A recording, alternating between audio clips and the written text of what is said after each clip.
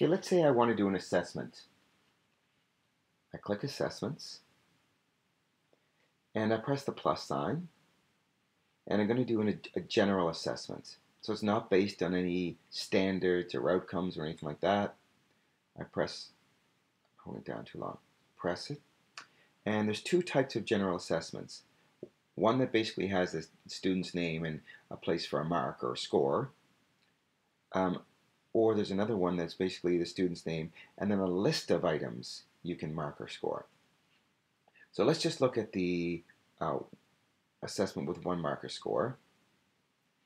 Now in here, it takes you to a screen where I type the assessment title. I'm just going to call this Pat's Assessment. Yeah, I know that should have an apostrophe with the S, but I'm too lazy to go back and do that. I'll do it because you know what? I know what teachers are like. I'm going to move this over.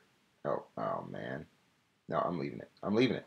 All right, next I'm going to go put in, let's say it's a health is the subject. Now value, I just kind of leave as, I normally don't do a value. That would be like a mark out of 15. How much is it? It's worth 15 points or worth 30 or it's out of 100 or whatever. I tend to use a rating scale because I guess it's elementary and that's what I do. But you can choose to put a value in. And then the date, it automatically puts today's date, but maybe it was done a few days earlier. I can just change the date. And term, it automatically puts in what the last record I had, whatever term that was. It'll put the same one in for this record or this assessment, but I can change that too. So I'm going to keep it as term 2. And assessment type. These are the details basically on the assessment. I don't normally fill this in, but I can. You can. There's pre-assessment, initial, mid, final. Let's say this is an initial assessment, and it's a whole class. That's the group type. General information. That's basically just filling in, telling what the assessment is for, or what it's about, what the students had to do, and all this information would be emailed. Would be created in the email if you're going to send this to a parent.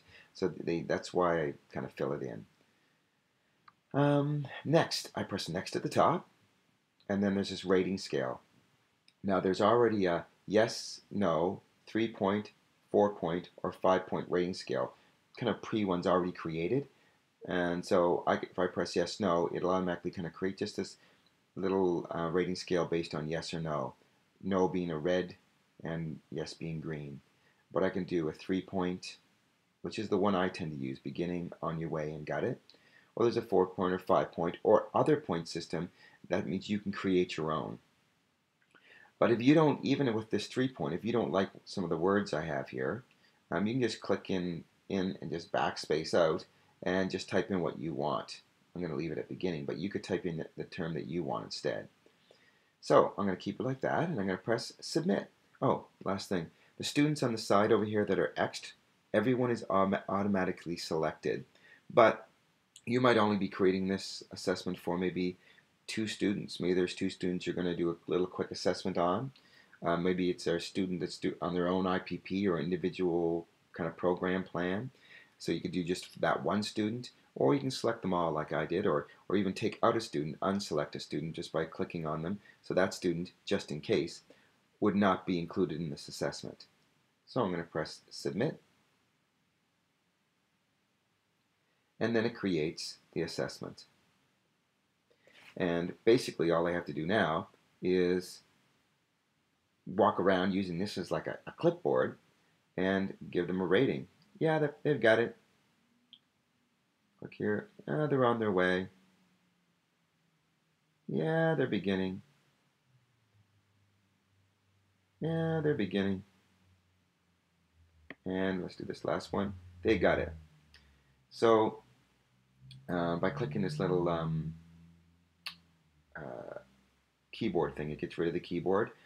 If it doesn't, just click up top anywhere in a space that outside of a field, and the keyboard will drop away. So now you can see these guys entered. You see the color codes on the side, and to see more information about sorting and and this fill down and emailing, you have to go to other videos.